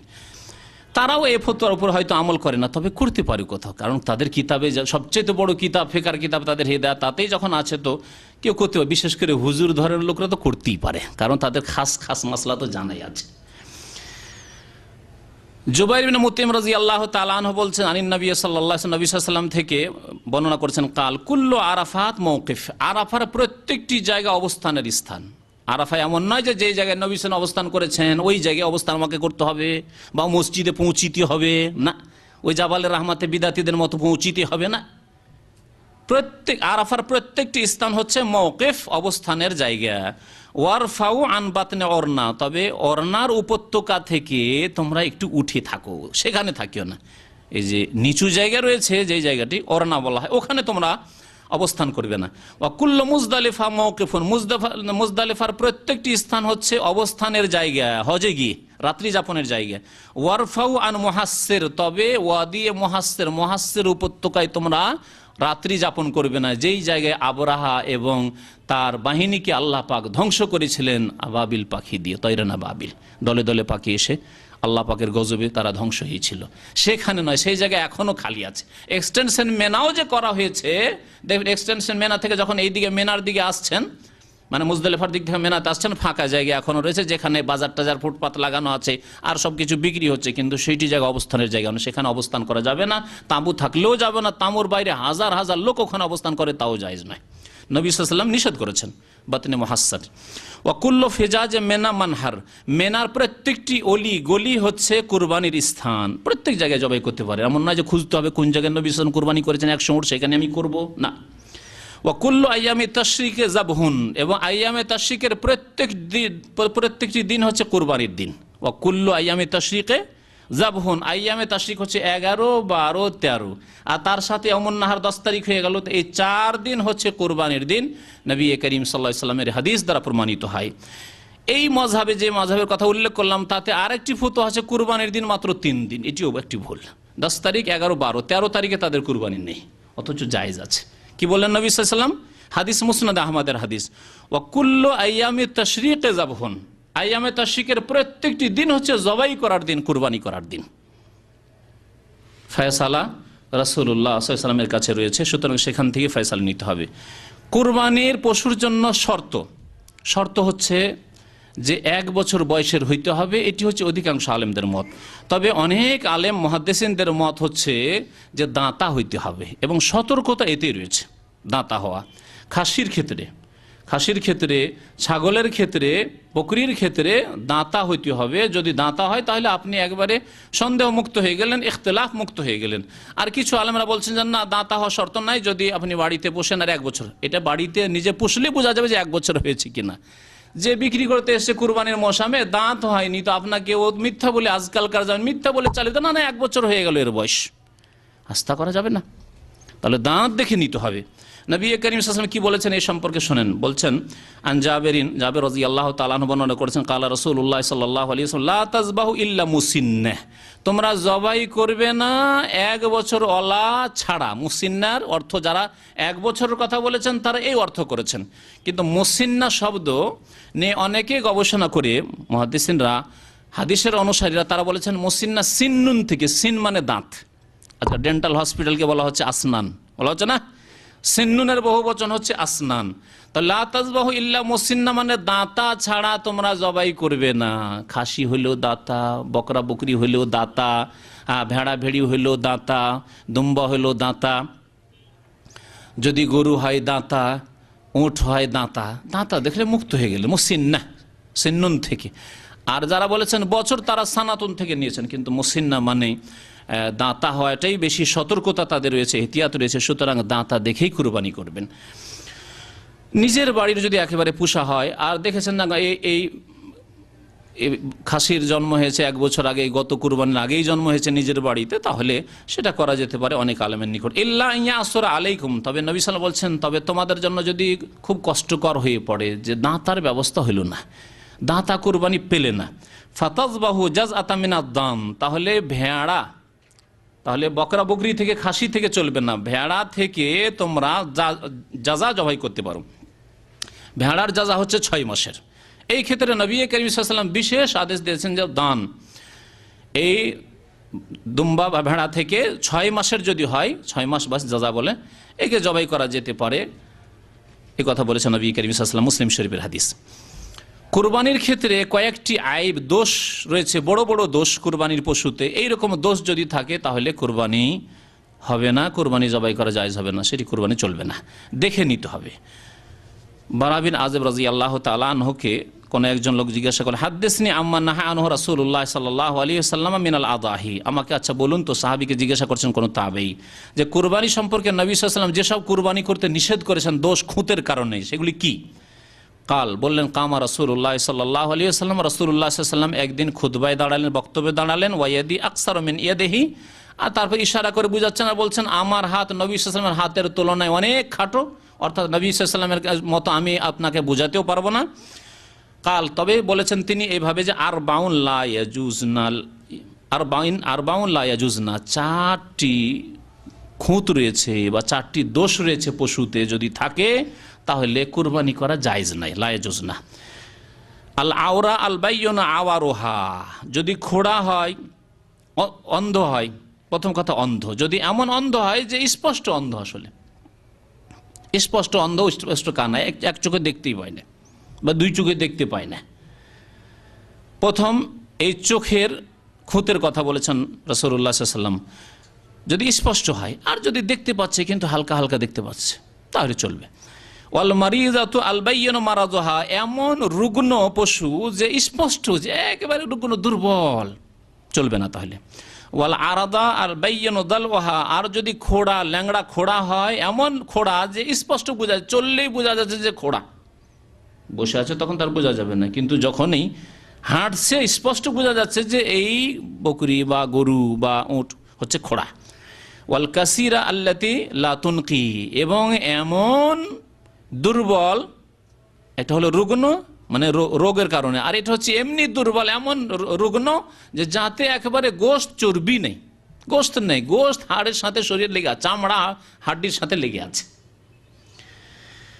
কুলতু ইন্নী আকরাহু আন ইয়াকুনা ফিল কারনে নাকসুন, তারপরে ওই তাবেঈ বলছেন যে যদি শিঙে সামান্য কিছু ত্রুটি থাকে, সামান্য কিছু ভাঙা থাকে, তো আমি কুরবানি করা পছন্দ করি না, তাহলে এটা কি আমার কথা ঠিক? ওয়া আন ইয়াকুনা ফিস সিন্নি নাকসুন, দাঁত যদি সামান্য কিছু ভাঙা থাকে তাহলে আমি কুরবানি করা পছন্দ করি না, এটা কি ঠিক? কাল, বলেন মা কারিহতাহু ফাদাহু, তোমাকে যদি কোনোটা খারাপ লাগে যে না আমি ওই সামান্য দাঁত ভাঙা আছে সেজন্য কুরবানি করব না, অথবা সামান্য শিং ভাঙা আছে সেজন্য কুরবানি করব না, সেটা তোমার ব্যাপার, তুমি করিও না, কিন্তু এটি শরীয়ত বলে কারো উপরে চাপিয়ে দিও না। তাহলে এর দ্বারা বোঝা গেল, সাহাবীর এই বক্তব্য দ্বারা, যে নবী সাল্লাল্লাহু আলাইহি ওয়াসাল্লাম যেহেতু দাঁত আর শিংয়ের কথা বলেননি, পুরো দাঁত ভাঙা যদি না থাকে, পুরো শিং ভাঙা যদি না থাকে, সামান্য কিছু ভাঙা থাকে, তাহলে সেটি ত্রুটি, বড় ত্রুটি নয়, এইরকম পশুর কুরবানি করা যেতে পারে। ওয়ালা তুহাররিমহু আলা আহাদ, তবে অন্য কারোর উপর হারাম করিও না, যে সামান্য শিং ভাঙা আছে, সামান্য একটু দাঁত ভাঙা আছে, সেই জন্য একবার নাজায়েজ, এই ফতোয়া তুমি দিও না। নাসাই শরীফের হাদিস। আর একটি গুরুত্বপূর্ণ মাসলা, কারণ আমাদের দেশে এই ভুলটির কারণে অনেকেই ক্ষতিগ্রস্ত হয়। ভুল কি? একটা খাসি কুরবানি করে আর মনে করে যে একজনের পক্ষ থেকে হলো। বাড়িতে ধরেন 10 জন, স্বামী স্ত্রী আছে 2 জন আর 8টা ছেলে মেয়ে আছে, 10 জন। তাহলে মনে করে যে একটা কুরবানি দিলাম হয় স্বামীর নামে হবে, নয় স্ত্রীর নামে হবে, নয় বাবার নামে হবে, ব্যাস একজনের নামে হবে। অজ্ঞতা। এইরকমই গরুর একটা ভাগা দিল, অথবা খাসির কি বলে উটের ভাগা দিল, আর ভাগ দিয়ে বলে একটা ভাগ দিলাম একজনের জন্য হইলো। কার নামে? এই বছর আমার নামে দিই, আর আরেক বছর আমার স্ত্রীর নামে দেবো। আর যদি একটু বড় ছেলে থাকে, এই বছরে আমার বড় ছেলের নামে। বাবা যদি বিরুদ্ধে, এই বছর আমার বাবার নামে। না, ভুল। একটি কুরবানি, খাসির কুরবানি, দম্বার কুরবানি, ভেড়া ভেড়ির কুরবানি, একজন ব্যক্তি এবং তার পরিবারের যতগুলি সদস্য আছে, 50টা যদি থাকে, 100টা ছেলে মেয়ে থাকে, সবার পক্ষ থেকে যথেষ্ট। তবে এমন নয় যে সাবালক এবং নিজেই চাকরি বাকরি করে খাচ্ছে, তাহলে সে নিজেই মালিক এবং নিজে ব্যক্তি মালিকানা আছে, তার কাছে ধন সম্পদ আছে, টাকা পয়সার আয় উপার্জন আছে, সুতরাং সে আলাদা কোরবানি দেবে। কিন্তু একজন মানুষের যদি অধীনে তার ছেলে মেয়ে আছে, স্ত্রী আছে, যাদের ব্যক্তি কোনো উপার্জন নেই, তাহলে একটি পরিবারের পক্ষ থেকে একটি খাসি, বকরি, দুম্বা যথেষ্ট।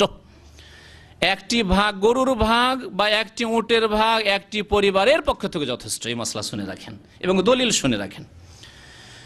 আতা ইবনে ইয়াসার রহমতুল্লাহ আলাই, প্রখ্যাত তাবেঈ, তিনি বলছেন যে সাআল তো আবা আইয়ুব আল আনসারী, আমি আবু আইয়ুব আনসারী রাদিয়াল্লাহু তাআলা আনহুকে জিজ্ঞাসা করলাম। আবু আইয়ুব আনসারীকে তো জানেন না? নবী করিম সাল্লাল্লাহু আলাইহি সাল্লাম এসে যার বাড়ির প্রথম মেহমান হয়েছিলেন, উঠে এসে বসে গিয়েছিল আবু আইয়ুব আনসারীর আঙ্গিনাতে।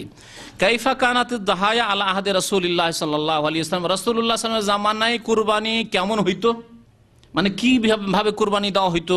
প্রত্যেকের নামে একটা একটা করে কুরবানি, না একটা কুরবানি একটা পরিবারের পক্ষ থেকে? এই কুরবানি মাসলা জিজ্ঞেস করলেন। ফাকাল, বললেন, কানার রাজুলু ইউদাহি বিশাতে আনহু ওয়া আন আহলে বাইতিহি ফায়াকুলুনা ওয়া ইউতঈমুন। হাদিস শুনেন, তিরমিজি শরীফের হাদিস, এবং ইমাম তিরমিজি হাদিসটাকে বলছেন হাসানুন সহিহুন। এই হাদিসটি হচ্ছে হাসান সহিহ। কি বলছেন? নবী করিম সাল্লাল্লাহু আলাইহি ওয়াসাল্লামের জামানায় কুরবানি একজন লোক করত, বিশাত, একটি বকরি, একটি ছাগল কুরবানি করত, খাসি বা বকরি কুরবানি করত। আনহু, নিজের পক্ষ থেকে, ওয়ান আহলে বাইতিহি, এবং নিজের পরিবারের সদস্যের পক্ষ থেকে, স্ত্রী, ছেলে মেয়ে, 2-4-10টা ছেলে মেয়ে আছে, তাদের পক্ষ থেকে কুরবানি করত। স্পষ্ট হাদিস। ফায়াকুল, নিজেও তারা খেত এবং ওয়ুত, এমন অন্যদেরকেও খাওয়াইতো, বন্ধু বান্ধব আত্মীয় স্বজনকেও খাওয়াইতো, আর গরিব মিসকিনকেও খাওয়াইতো। এই ছিল নবী করিম সাল্লাল্লাহু আলাইহি ওয়াসাল্লামের জামানায় কুরবানি করার তরিকা। নবী করিম সাল্লাল্লাহু আলাইহি ওয়াসাল্লাম জিহাদে গিয়ে যদি ছাগল পেতেন আর উটও পেতেন, গরু পেতেন, তো করতেন কি? উট গরুকে 7টি ছাগলের সমান, একটি উট সমান 7টি ছাগল। অর্থাৎ কোনো মুজাহিদকে, কোনো যোদ্ধাকে যদি 7টি ছাগল দিতেন, 7টি ছাগল দিতেন, তাহলে আরেকজনকে ছাগল না দিতে পারলে কি করতেন? একটি উট দিয়ে দিতেন। এবং হাদিস তো এগুলো জানাই আছে, মুসলিম শরীফে রয়েছে, তিরমিজি শরীফে রয়েছে, বহু হাদিসের কিতাবে রয়েছে যে নবী করিম সাল্লাল্লাহু আলাইহি ওয়াসাল্লামের জামানায় গরুতে এবং উটে 7 জন করে শরীক হতো, 7 জন করে সাহাবায়ে কেরামরা শরীক হতেন। তাহলে 7 জন শরীক হলেন একটা গরুতে অথবা উটে, আর একটি ছাগল একজনের পক্ষ থেকে। তাহলে 7 ছাগল সমান একটি গরু অথবা একটি উট। তাহলে একটি ছাগল যদি একজন ব্যক্তি এবং তার পরিবার, আন আহলে বাইতিহি, যদি যথেষ্ট হয়, তাহলে গরুর একটি ভাগ অথবা উটের একটি ভাগ একজন ব্যক্তি এবং তার পরিবারের জন্য যথেষ্ট। এটি হচ্ছে সহিহ মাসলা। যদিও কিছু আলেমরা ইখতিলাফ করেছেন, কিন্তু ইখতিলাফের ক্ষেত্রে বললাম যে আপনার কাছে দলিল হইতে হবে। দলিল বললাম যে সাহাবায়ে কেরামদের জামানায় এই হতো। তিরমিজি শরীফের হাদিস, কানার রাজুলু ইউদাহি বিশাতে আনহু ওয়া আন আহলে বাইতিহি, মানুষ একটি বকরি জবাই করতো নিজের পক্ষ থেকে এবং নিজের পরিবারের পক্ষ থেকে। সুতরাং নিয়তকে সংকীর্ণ করবেন না। আল্লাহর কাছে অশেষ পুরস্কার রয়েছে, নেকি রয়েছে। আপনি কুরবানি করলেন, আমি একটা কুরবানি করতে পারলাম, একটা ভাগ, তাহলে শুধু নিজের জন্য করি না। কুরবানি একটি ভাগ আপনি পারলেন একটি ভাগই দেন, গোটা গরু দিতে পারলে আরও ভালো, গোটাও দেন। যদি আপনি উট দিতে পারেন আরও ভালো, কিন্তু একটি ভাগ দিতে পারলেন, ঠিক আছে, ওতে নিয়ত করেন যে আল্লাহ এতে যাতে করে আমার স্ত্রীও নেকি পায়, এতে যাতে করে আমার ছেলে মেয়েও নেকি পায়, আমার বাবা মা বৃদ্ধ রয়েছে, আমার দ্বিতীয় কুরবানি দেওয়ার ক্ষমতা নেই, আর আব্বার নিজের সম্পদ নেই। হ্যাঁ, আব্বার জমি জায়গায় যদি থাকে, সম্পদ থাকে, তিনি আলাদা দেবেন, কিন্তু তারও নেই। আল্লাহ পাক এতে আমার আব্বা আম্মাকেও শরিক করিও, কারণ তারাও আমার যেন সদস্য পরিবারের, তাদের আলাদা কোনো উপার্জন নেই, ইনকাম নেই। এইভাবে কুরবানি দেবেন। আর একটি মাসলা, 10 নম্বর মাসলা, সেটি হচ্ছে ঈদের দিনে রোজা রাখা। জানাই আছে ঈদের দিনে রোজা রাখা জায়েজ নয়, নবী করিম সাল্লাল্লাহু আলাইহি ওয়াসাল্লাম নিষেধ করেছেন। আন আবি হুরায়রা রাদিয়াল্লাহু আনহু আন্না রাসূলুল্লাহ সাল্লাল্লাহু আলাইহি ওয়াসাল্লাম নাহা আন সিয়ামি ইয়াউমাইনি, রাসূলুল্লাহ সাল্লাল্লাহু আলাইহি ওয়াসাল্লাম 2 দিন রোজা রাখতে নিষেধ করেছেন। আবু হুরায়রা রাদিয়াল্লাহু তাআলা হাদিস বর্ণনা করেছেন আল্লাহ রাসূল সাল্লাল্লাহু আলাইহি ওয়াসাল্লাম থেকে, ইয়াউমুল আযহা কুরবানির দিন, ওয়া ইয়াউমুল ফিতর এবং ঈদুল ফিতরের দিন। সুতরাং যেসব ভাইরা হয়তো হজ করবেন, বা যেসব ভাইদের আত্মীয় স্বজন হজ করবেন আর হয়তো কুরবানি করছেন না, রোজা রাখবেন, কুরবানি দিনে রোজা রাখা জায়েজ নাই। রোজা রাখবেন আরাফার দিনের আগে, আরাফার দিনেও রোজা রাখেন না, যদিও জায়েজ কিন্তু অনুত্তম, অপছন্দনীয় রোজা। আরাফার দিনে যারা আরাফায় অবস্থান করছেন তারা রোজা রাখবেন না, বুঝবেন না। আবার আরাফার দিনে কারা রোজা রাখবে? যারা আরাফার বাইরে, হাজি নয় যারা, তারা রোজা রাখবে। আর যারা হাজি সাহেব তারা আরাফার দিনে রোজা রাখবে না। যদি রোজা রাখতে হয় 3টি রোজা মক্কায়, হজে তামাত্তর যে কুরবানির বিকল্প রোজা, 3টি রোজা 7 তারিখ 8 তারিখে রেখে নেবেন, আর 11 তারিখ 12 তারিখে ওই দিকে রোজা রেখে নেবেন, অসুবিধা নেই। আইয়ামে তাশরিকও রাখা যেতে পারে হাজি সাহেবদের জন্য। শেষখানে আর একটি বিষয়, সেটি হচ্ছে গত সপ্তাহে হয়তো বলেছিলাম, আরাফার দিনের রোজা। আরাফার দিনে রোজা রাখবেন। নবী করিম সাল্লাল্লাহু আলাইহি ওয়াসাল্লাম বলেছেন সিয়ামু ইয়াউমি আরাফা, আরাফার দিনের রোজার কথা বলেছেন, 9 তারিখের রোজা বলেননি। সুতরাং বাংলাদেশের 9 তারিখ ধরবেন না, ইন্ডিয়ার 9 তারিখ ধরবেন না। এখানে আরাফায় যেই দিন হাজি সাহেবের অবস্থান করছেন, সেই দিন আরাফার বাইরে যারা রয়েছেন হাজি সাহেব নন, তাদের জন্য রোজা রাখার ফজিলত হচ্ছে আহতাসিবু আলাল্লাহ, আল্লাহর কাছে আমি আশা রাখি, নবী করিম সাল্লাল্লাহু আলাইহি ওয়াসাল্লাম বলছেন, আইয়ুকাফিরা সানাতাল্লাতী ক্বাবলাহু ওয়াস সানাতাল্লাতী বাদাহু, গত 1 বছরের গুনাহ মাফ হবে আর আগামী 1 বছর গুনাহ মাফ হবে, এই আল্লাহ পাকের কাছে আমি আশা রাখি। আল্লাহ পাক যেসব ভাইরা হজে যাবেন না তাদেরকে যেন এই আরাফা রোজা রাখার তৌফিক দান করেন। আল্লাহ পাক যেন আমাদের গুনাহ খাতা মাফ করেন, আমাদেরকে কোরআন এবং হাদিস চর্চা করার তৌফিক যেন দান করেন এবং তার প্রতি আমল করার তৌফিক যেন দান করেন। শিরক থেকে, বিদআত থেকে আমাদেরকে বেঁচে থাকার যেন তৌফিক দান করেন, আমাদের হজ যেন কবুল করেন, আমাদের উমরা যেন কবুল করেন। আল্লাহ পাক আমাদের গুনাহ খাতা যেন মাফ করেন। আমিন। ওয়া সাল্লাল্লাহু আলা নবিয়িনা মুহাম্মদ ওয়া আলা আলিহি ওয়া সাহবিহি আজমাইন।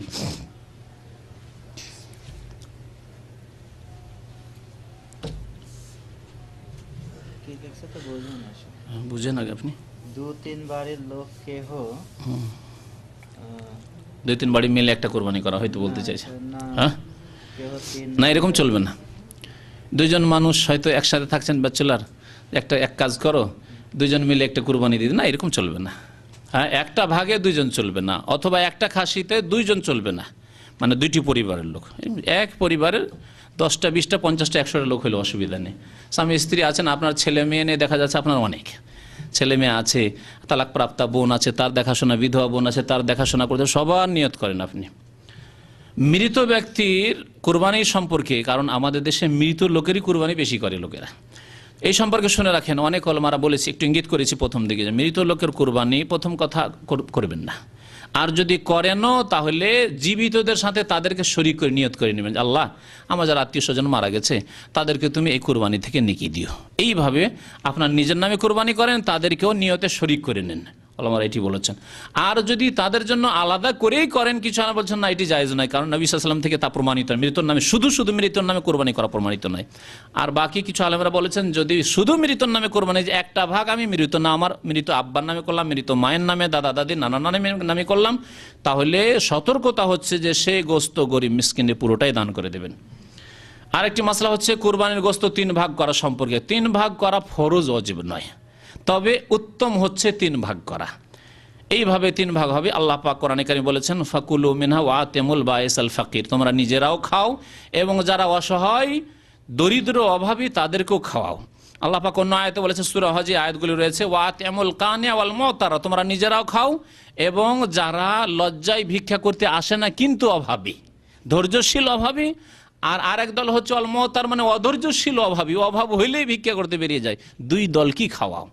তাহলে গ্রামে এমনও লোক আছে যারা লজ্জায় হয়তো চাইতে আসবে না, কিন্তু কুরবানি করতে পারেনি, তাদেরকে আল্লাহ বেশি খাওয়াইতে বলেছেন, আগে তাদের কথা উল্লেখ করেছেন। তারপরে যারা ভিক্ষা করতে আসবে, বাড়ি বাড়ি আসবে যে আমাকে কিছু কুরবানি গোশত, তাদেরকেও খাওয়াও। আর আত্মীয় স্বজন, তাদের হক রয়েছে, আত্মীয় স্বজনদেরকে, আপনজনদেরকে খাওয়ান। তাহলে এইভাবে ওলামারা এই ইজতিহাদ করে বলেছেন, যদি কেউ ভাগ করে তো ভালো কথা, এক ভাগ নিজের পরিবারের জন্য, এক ভাগ আত্মীয় স্বজন আর বন্ধু বান্ধবের জন্য, আর এক ভাগ গরিব মিসকিনদের জন্য গ্রামের। এইভাবে 3 ভাগ করে তো ভালো কথা, কিন্তু এটি ওয়াজিব নয়। যদি পরিস্থিতি আপনার এরকম হয় যে গরিবের সংখ্যা বেশি, তাহলে গরিবের ভাগটা বাড়িয়ে দেন, এটি হচ্ছে উত্তম।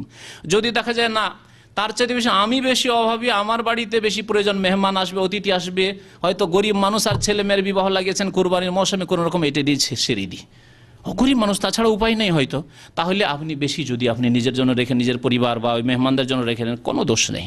আল্লাহ পাক এই ক্ষেত্রে দিনকে খুব সহজ করেছেন। ভাই বলছেন যে ছাগল বা গরুর শিং ওঠে নাই, সেই গরুর কোরবানি শিং ভাঙা না থাকলে হলো পুরো, যদি একবার গোড়া থেকে ভাঙা না থাকে আর ওঠেনি, শিং বের হয়নি, কোনো দোষ নেই। তবে শিংওয়ালা হওয়া ভালো, নবী সাল্লাল্লাহু আলাইহি ওয়াসাল্লাম শিংওয়ালা করেছেন, শিংওয়ালা হলে ভালো।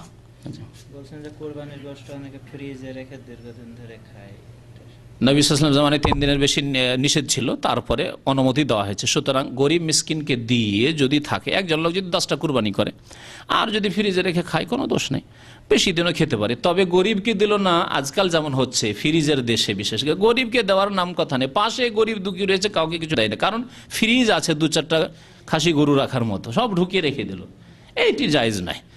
আল্লাহ খেতে বলেছেন, খাওয়াইতে বলেছেন, ফাকুলু মিনহা ওয়া আতিমু, সাথে সাথে বলেছেন খাও এবং খাওয়াও, দুটোই করতে হবে।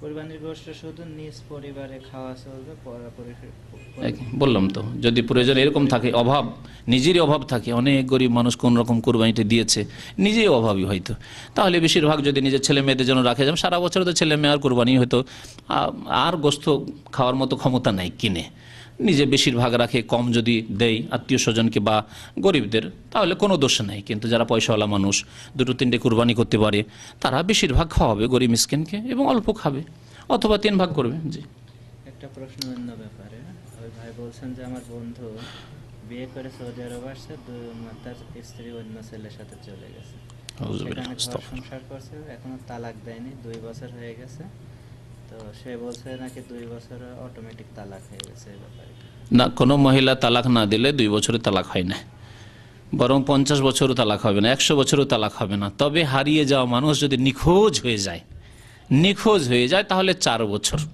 4 বছর পরে আবার 4 মাস 10 দিনের ইদ্যত কেটে তারপরে 4 বছর নিখোঁজ, যখন তখন স্বামী নেই, মারা গেছে নিশ্চয়ই, চিঠিপত্র নেই, টেলিফোন নেই, কোনো যোগাযোগ নেই, কোনো খবর কারো কাছ থেকে নেই, বাকি খোঁজ খবর আছে যে না আমার স্বামী আছে বেঁচে, হয় তালাক, ঠিক আছে, ওইভাবে সারা জিন্দগি থাকা জরুরি নয়, তালাক নিয়ে নেন আপনি, বলে যে তুমি এইভাবে খোঁজ খবর নেবে না, তাহলে তালাক দিয়ে দাও। যদি তালাক না দেয়, খোঁজও নিচ্ছে না, ভরণ পোষণ দিচ্ছে না, তালাকও দিচ্ছে না, তাহলে কোর্টের আশ্রয় নেন বা ইসলামিক কাজীর আশ্রয় নেন, মুসলিম কাজীর আশ্রয় নেন, আশ্রয় নিয়ে আপনি বিবাহ বিচ্ছেদ করে নেন, খোলা বিবাহ বিচ্ছেদ করে নেন। আর এই রকম যে বিবাহ বন্ধনে আছে আর তারপরে অন্য কোনো যুবকের সাথে পালিয়ে গেল শয়তানি করে আর বিয়ে করে নিল না, তারপরে এইখানে করে কি ওই ব্যাক ডেট দিয়ে কোর্টে গিয়ে মেয়ের পক্ষ থেকে তালাকনামা করায় না, এইভাবে তালাক হবে না, যতক্ষণ পর্যন্ত ওই স্বামীকে জানানো না হবে যে তোমার সাথে আমি থাকতে চাই না, সুতরাং তুমি জেনে নাও যে আমি তোমার কাছ থেকে খোলা করিয়ে নিচ্ছি, জানিয়ে দিয়ে তারপরে খোলা করতে হবে। আর এইরকম খোলা হয় না, ব্যাকডেট দিয়ে করিয়ে নিয়ে তারপরে বিয়ে করে নিল, তারপরে তালাক হওয়ার পরে ইদ্যত রয়েছে 3 করু, আল্লাহ পাক বলেছেন 3 মাস, এগুলো কি কাটে? সুতরাং এই নাজায়েজ বিয়ে হয়নি, কোনো মতে বিয়ে হয়নি, সুতরাং এটি কুকাজ জেনা ব্যভিচার হচ্ছে। সমাজের লোকের শাসন করা উচিত, যেখানে ইসলামিক শাসন নেই সেখানে সমাজের লোক শাসন করবে যতটুকু পারবে, আর যেখানে ইসলামিক শাসন আছে সেখানে ইসলামিক কোর্টের আশ্রয় নেবে, যেমন সৌদি আরব।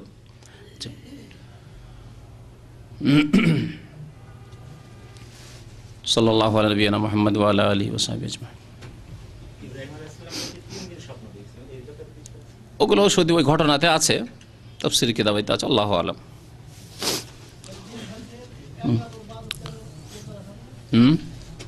জি, হজে গিয়ে 11, 12, 13 রাখা যাবে, হজে না গেলে না, হজে যারা যাবে না তারা আইয়ামে তাশরিক রোজা রাখবে না, বছরে 5 দিন রোজা রাখবে না, ঈদুল ফিতর, ঈদুল আজহা, আইয়ামে 11, 12, 13 তারিখ রোজা রাখবে না। জি,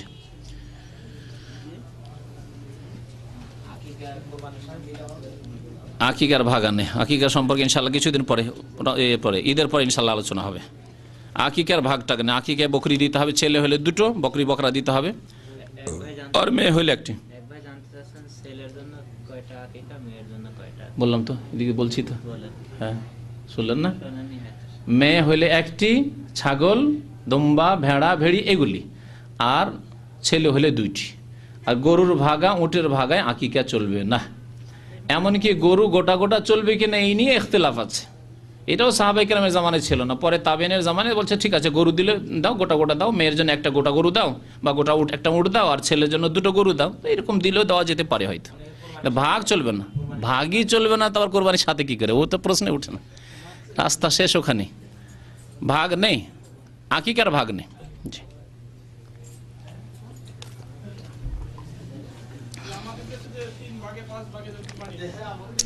সাত ভাগ হচ্ছে সর্বঊর্ধ্বে, সুতরাং ওলামারা বলেছেন যদি কেউ 5 ভাগ, 6 ভাগ, 7 ভাগ, না 7 ভাগের নিচে করে 2 ভাগ জায়েজ আছে, কোনো প্রয়োজন নেই। যদি ছোটতে হয় 7 দিনে, 14 দিনে, 21 দিনে তো ভালো কথা, নাহলে পরে কোরবানি করা দরকার, নিজের ছেলে মেয়ের করবে, নিজের ছেলে মেয়ের করবে।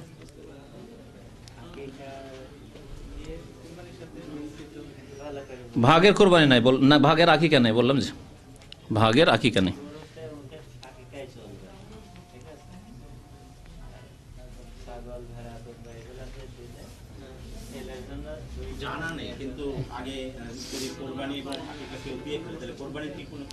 মাসলা জানতো না, কোনো ক্ষতি নেই কিছু, মাসলা জানতো না, আল্লাহ মাফ করবে, জানতো না, জানার পরে করবে না এরকম।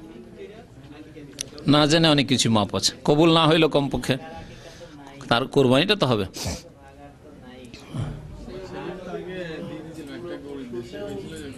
গোটা গরু ছেলের, আর একটা খাসি দিতেন, দুটো তো দিতে হবে ছেলের, যাক চলবে না, দরকার নেই দেওয়ার, ঠিক আছে। ছেলেদের যদি অভাব থাকে তো একটাও দেওয়া যেতে পারে, কোনো লোকের অভাব আছে হয়তো ছেলের দুটো দিতে পারছে না, দুটো দেওয়া ভালো, একটা যদি দেয় তবু চলবে। নিজের বললাম তো যে না আর নেই,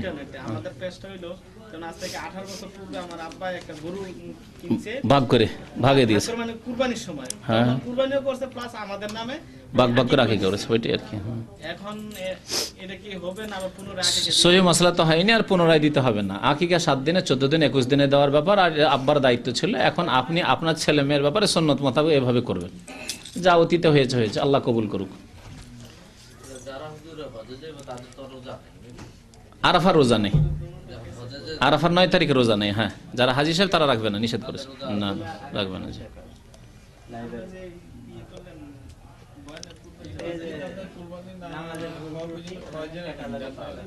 মনে হয় নাই ক্যাসেটটা, এটা একটু চেক করতে হবে, এই ক্যাসেটটি মানে হারিয়ে আছে। হ্যাঁ হ্যাঁ, ওইটা আউট, ওখানে আউট, ওখান থেকে পাওয়া যাচ্ছে না, এটা চেক করেন। ঠিক আছে, আগামী সপ্তাহে আপনি খোঁজ করবেন। হ্যাঁ শুনলেন না, কি শুনলেন না তখন? হ্যাঁ হ্যাঁ শেষে এসছেন মনে হয়, হ্যাঁ এই শেষে এসছে। কিসের 7টা ভাগ? কোরবানিতে গরু।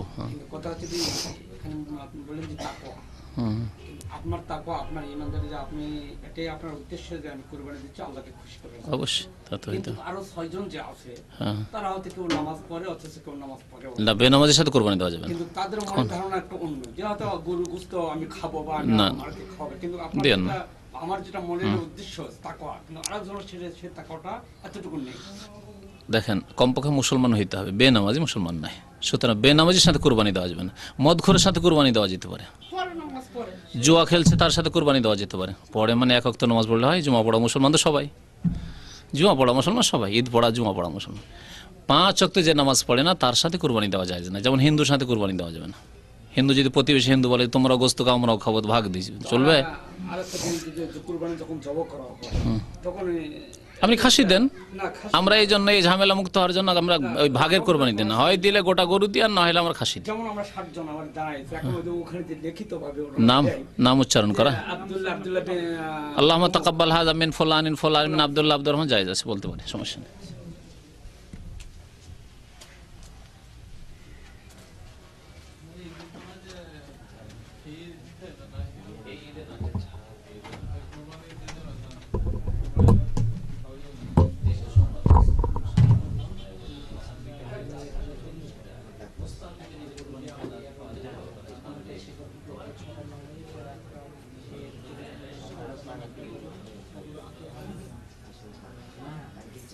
কোনো আকিকা নেই। কোনো আকিকা নেই, আকিকা হচ্ছে পুরো পশু। মেয়ের জন্য একটি পশু, ছেলের জন্য দুইটি পশু। আটটা উত্তম হচ্ছে খাসি, বকরি, ভেড়া, দুম্বা এগুলা দিয়ে। আর গরুতে মুটে কুরবানি চলবে, তাতে 7টা ভাগা আছে, 7টি কুরবানি আছে, আকিকা নেই। বুঝছেন?